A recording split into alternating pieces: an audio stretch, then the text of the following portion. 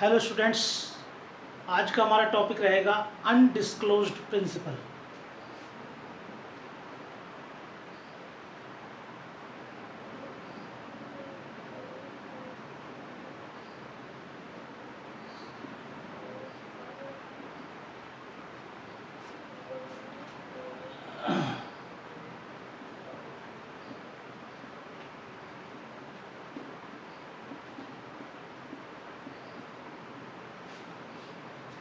Undisclosed principal या अप्रकट नियोक्ता।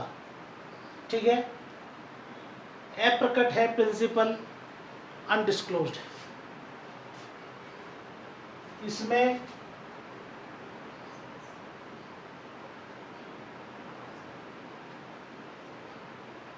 One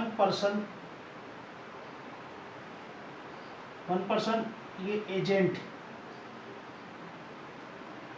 ठीक है, अदर पार्टी से क्या करता है, कॉन्ट्रैक्ट करता है।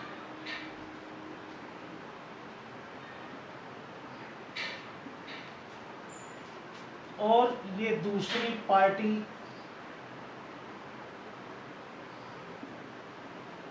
neither knows nor RTB reason to believe. उसके पास ना तो वो जानता है और ना ही उसके पास विश्वास करने का कारण है। क्या कि दैट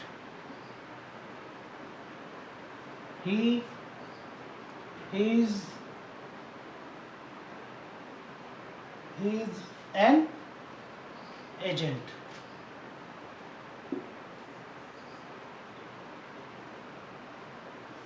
ठीक है, जब एजेंट किसी अदर पार्टी से कांटेक्ट करता है और अदर पार्टी ना तो जानती है और ना ही ये जानने का विश्वास रखती है कि वो जो है क्या है, एजेंट है, तब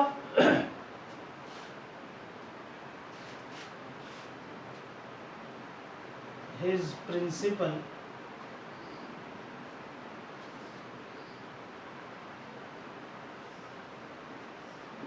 रिक्वायर कर सकेगा क्या, performance of contract. Performance of contract की रिक्वायर कर सकता है। तब जो other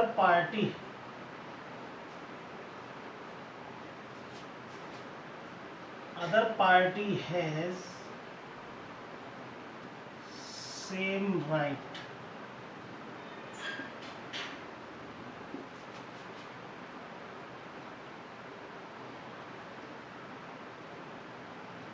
against the principal, same right रखेगी जो वो एजेंट के प्रति रखती अगर एजेंट अभिकर्ता होता।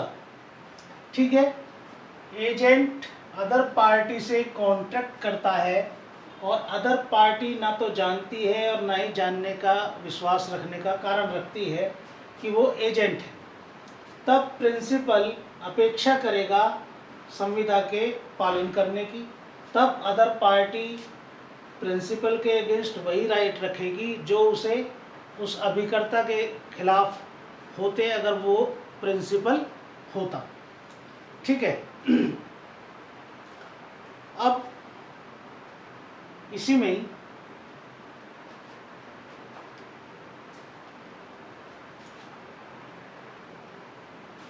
ठीक है, इसे रफ कर लेते हैं। ठीक है,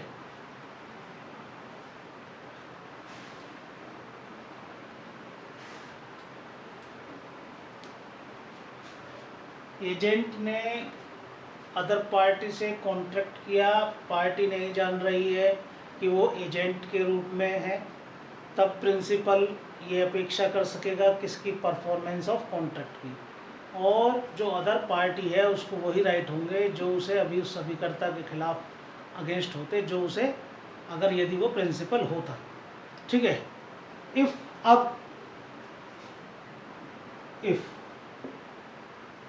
प्रिंसिपल disclosed himself, ठीक है, डिस्क्लोज कर देता है कब? Before contract is complete, contract के कंप्लीट होने से पहले। ठीक है। तो जो अदर पार्टी है वो रिफ्यूज कर सकेगी फुलफिल ऑफ द कॉन्ट्रैक्ट को फुलफिल करने से। अगर ये पार्टी क्या कर दे, सिर्फ शो कर दे दो चीजें, अगर ये दो चीजें शो कर दे तो रिफ्यूज कर सकेगी फुलफिल द कॉन्ट्रैक्ट। क्या? If he had known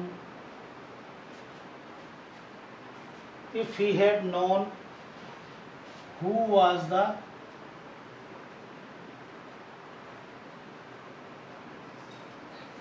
principal, या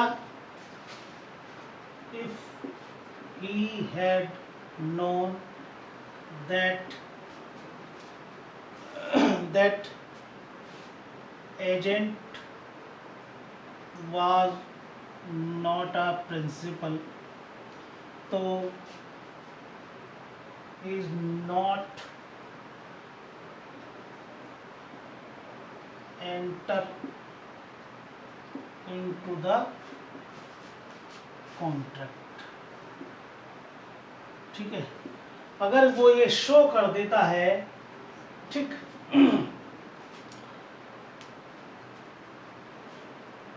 प्रिंसिपल ने डिस्क्लोज कर दिया कॉन्ट्रैक्ट के कंप्लीट होने से पहले, तो अदर पार्टी कॉन्ट्रैक्ट को फुलफिल करने से रिफ्यूज कर सकती है, लेकिन उसे दिखाना होगा कि if he had know who was the principal, कौन प्रिंसिपल है या एजेंट प्रिंसिपल नहीं है, तो वो कॉन्ट्रैक्ट नहीं करता।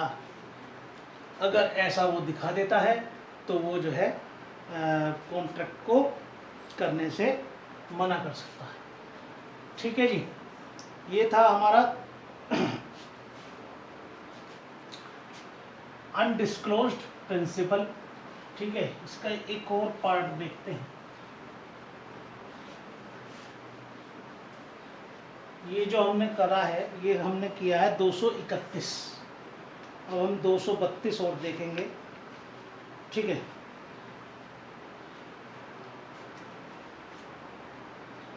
232 वन पार्टी अनदर पार्टी से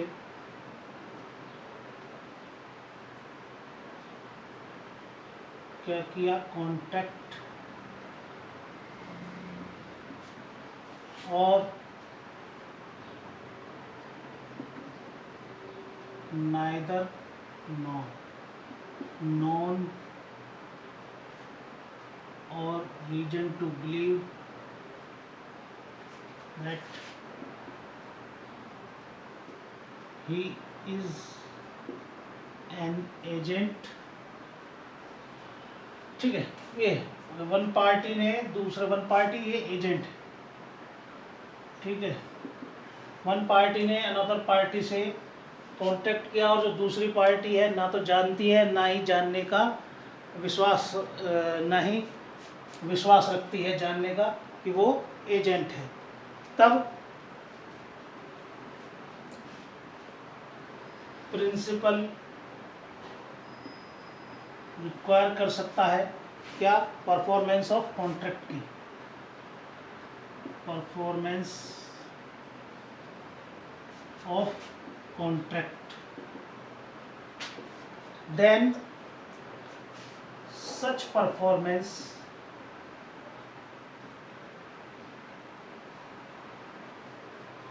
क्या होगा, subject to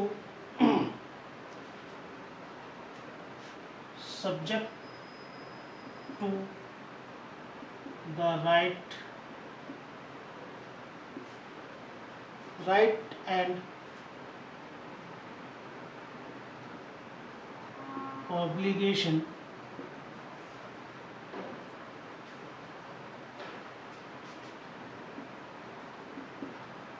between the agent and other party.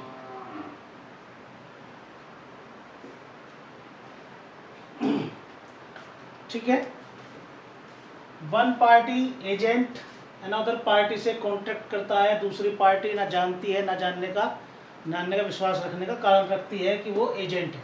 Principal अपेक्षा कर सकेगा परफॉर्मेंस ऑफ कॉन्ट्रैक्ट की, तब ये परफॉर्मेंस, ठीक है, एजेंट और अदर पार्टी के बीच के राइट और ऑब्लिगेशन के अधीन होगा। ठीक है, जैसे इसको एक इलस्ट्रेशन से समझते हैं।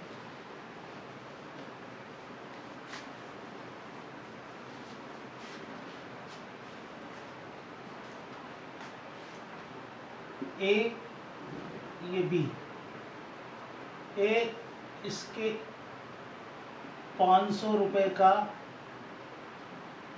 औस है, इसने बी से 500 रुपए लिए हुए हैं। ठीक है, लेनदार है ये, 500 रुपए का इसने बी से लिए। अब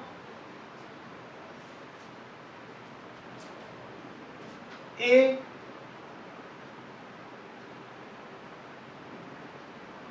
इसको 1000 रुपए के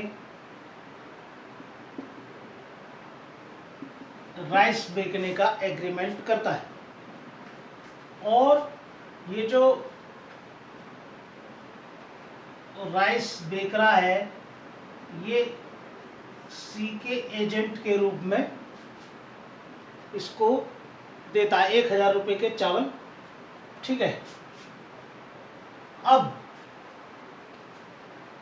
जब तक सी इसको 500 रुपए के सेट ऑफ का, ठीक है, अनुमति नहीं दे देगा, तब तक ये इससे चावल वापस नहीं ले सकेगा।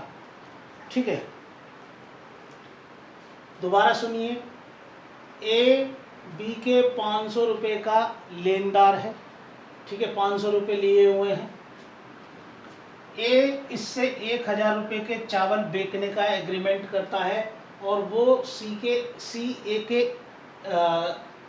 के एजेंट के रूप में कर रहा है। लेकिन यहाँ पर बी को ना तो ये जानता है कि ए जो है सी का एजेंट है, और ना ही ये विश्वास रखने का कारण रखता है कि ए सी का एजेंट है।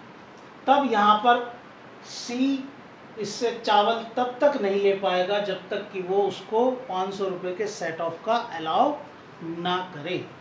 ठीक है, तो ये रहेगा। इसमें एक सेक्शन और है 233।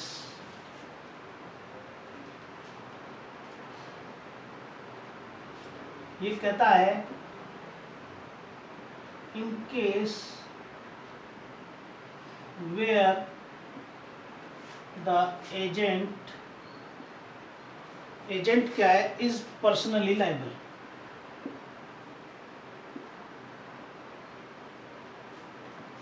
पर्सनली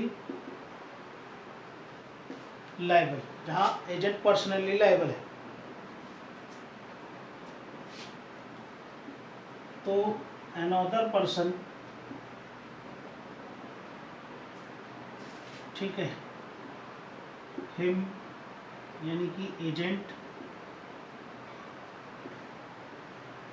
हिज यानी कि प्रिंसिपल, या बोथ, इनको ये लायबल होंगे। ठीक है, जहाँ एजेंट व्यक्तिगत रूप से एजेंट इज पर्सनली लायबल, वहाँ अनदर पर्सन एजेंट को, प्रिंसिपल को या दोनों को लायबल ठहरा सकेगा। ठीक है,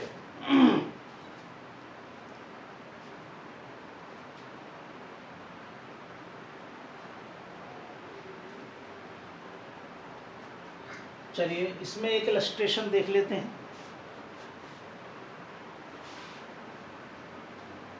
पर्सनली लायबल, तो जो अदर पर्सन है एजेंट को या प्रिंसिपल को या दोनों को लायबल ठहरा सकेगा।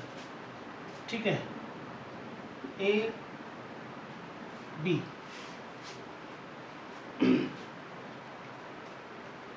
इनका 100 बेल्स ऑफ कॉटन, रुई की 100 गांठें बेचने का कॉन्ट्रैक्ट इनके बीच में होता है। ठीक है,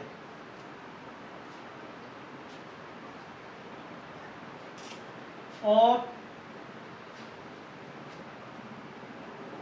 आफ्टरवर्ड्स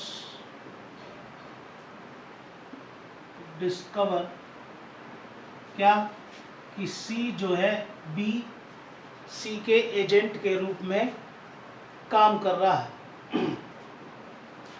ठीक है, तो यहाँ ध्यान रखें, ए में शू, ठीक है, अगेंस्ट बी, सी और बी और सी दोनों बोथ को for the price of 100 bales of cotton के लिए लायबल ठहरा सकेगा। ए बी के बीच में 100 बेल्स ऑफ कॉटन को बेचने का एग्रीमेंट होता है।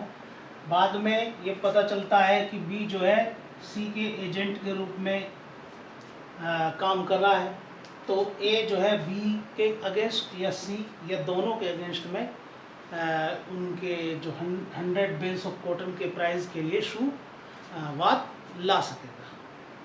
ठीक है स्टूडेंट्स, तो आज हमारा ये टॉपिक अनडिस्क्लोज्ड प्रिंसिपल कंप्लीट होता है। Thank you.